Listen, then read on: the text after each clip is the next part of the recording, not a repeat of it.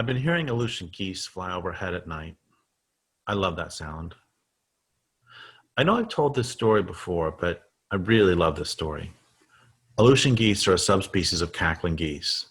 They summer in the Aleutian Islands and winter in the Central Valley of California in areas along the Pacific Flyway.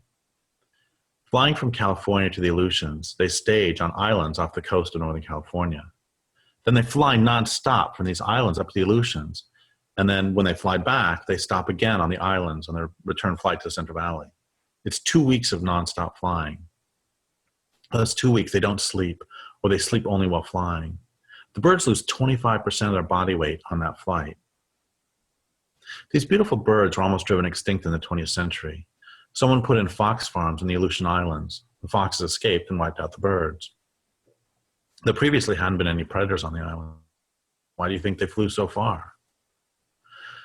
The foxes destroyed the birds on all but one of these islands, and then people started eradicating the foxes on the other islands and reintroducing birds as it became safe for them.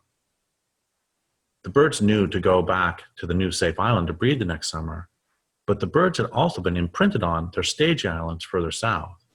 And so it happened that all the remaining birds were imprinted on one particular island off the coast of Northern California near Crescent City. The birds who'd been imprinted on all the other islands up and down the coast had been wiped out. So the entire population of Aleutian geese came to this island each spring and fall. At one point, the number was down to something like 700.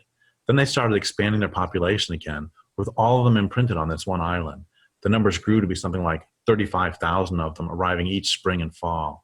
It's pretty cool to watch them fly in huge V's and land on this island. And then you look at the island through binoculars, and you'll see what looks at first like all sorts of large gray and black rocks. But then you look more closely and you see that every one of them is a goose, 35,000 of them. And I often think that must be what the whole world looked like at one time.